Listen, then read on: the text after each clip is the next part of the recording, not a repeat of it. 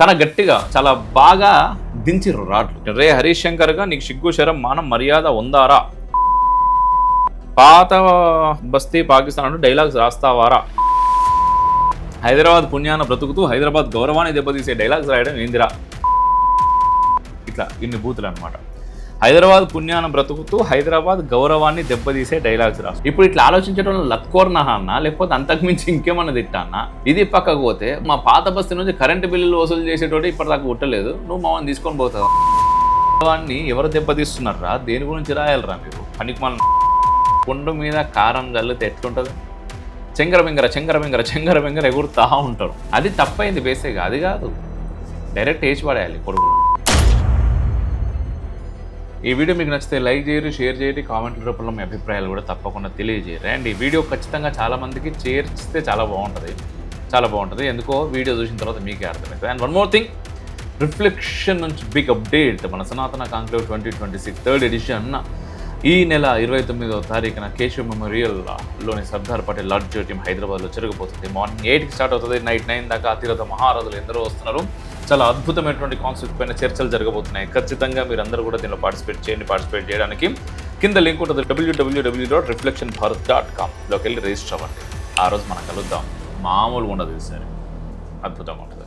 నమస్తే, welcome to reflection. నేను మీ అమోఘ్ దేశపతి. మామూలుగా ఒక సామెత ఉంటుందబ్బా, ఆ సామెత గుర్తుకొస్తూ ఉన్నది నాకు.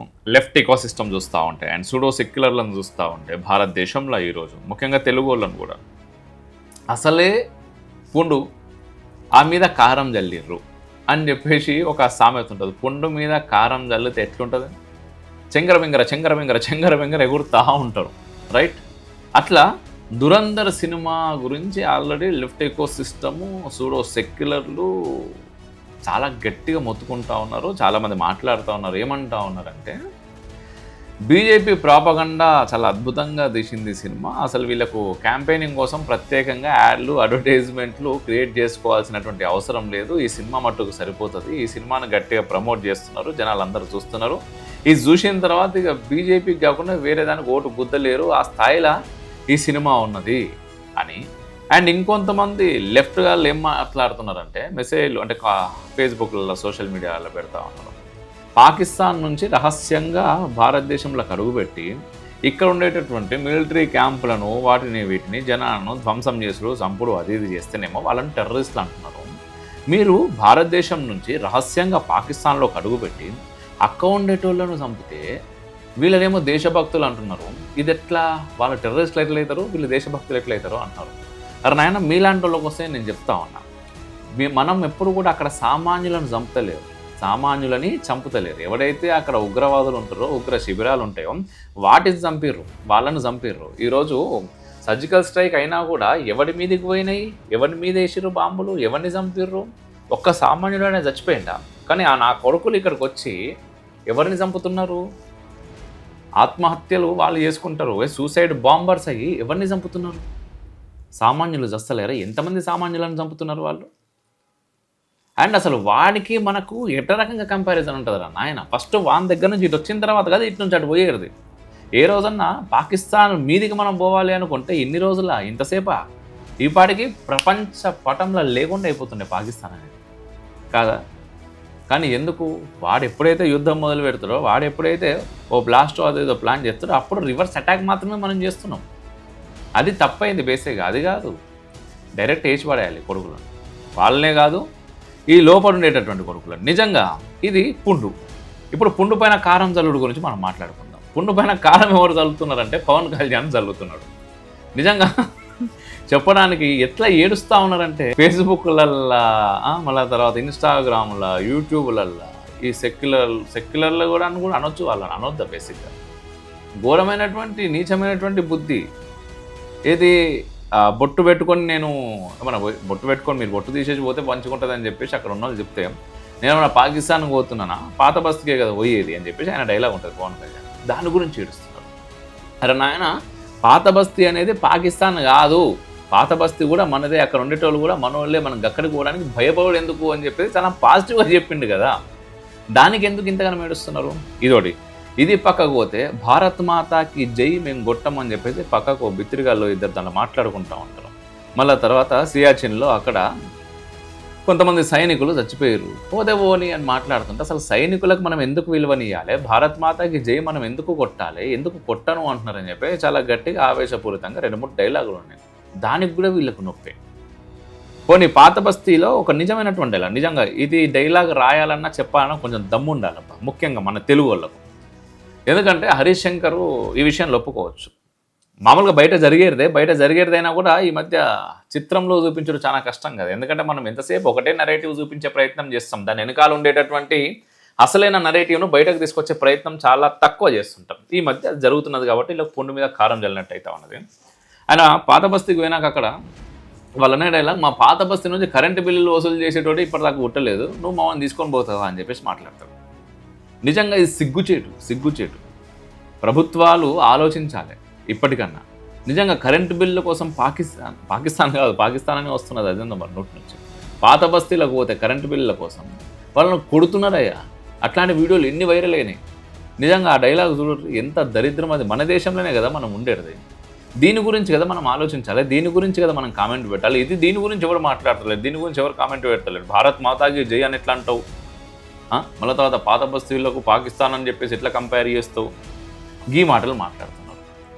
ఇంకోటి బేసిక్గా ఇంకొక స్టేటస్ చూసిన నేను, చాలా ఘోరంగా ఆయన పెట్టిన, రే హరీష్ శంకర్గా నీకు సిగ్గు శరం మానం మర్యాద ఉందారా, ఇంకో తిట్టిండు.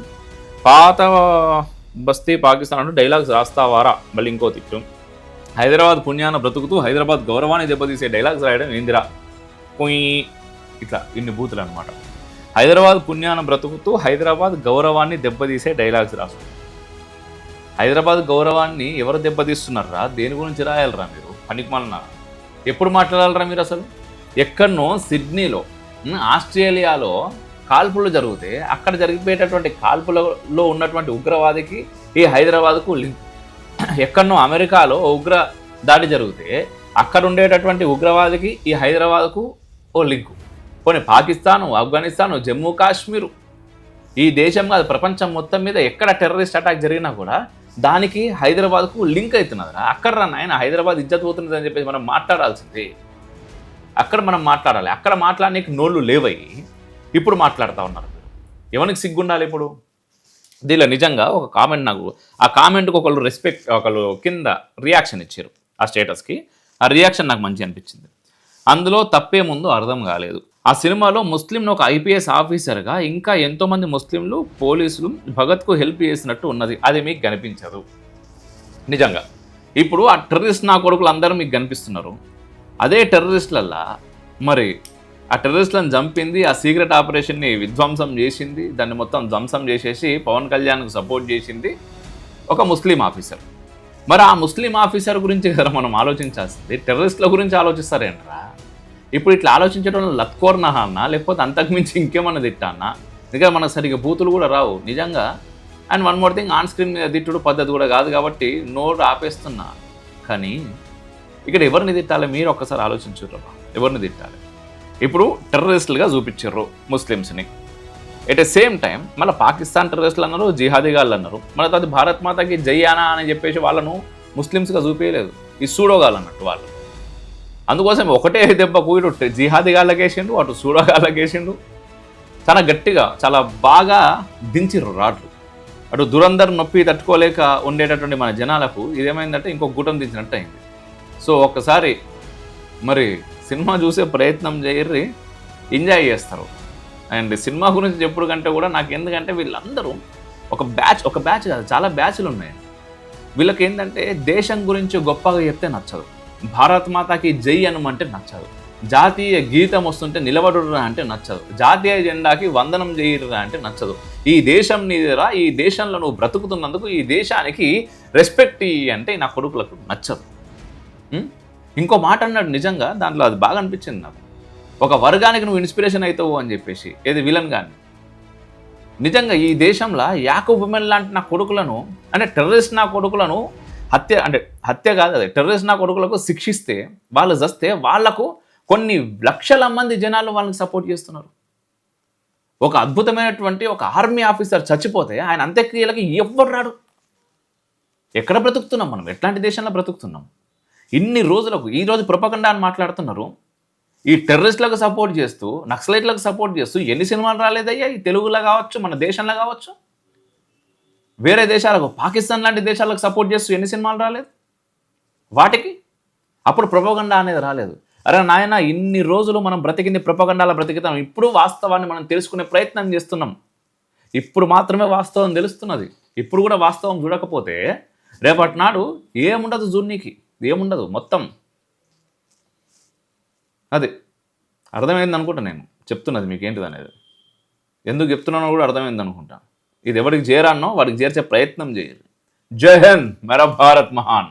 ఈ నెల 29వ తేదీ ఆదివారం మన రిఫ్లెక్షన్ ఛానల్ ద్వారా మనం నిర్వహిస్తున్న 4వ కాంక్లేవ్, అలాగే వరుసగా 3వ సనాతన కాంక్లేవ్ను మనం జరుపుకోబోతున్నాం.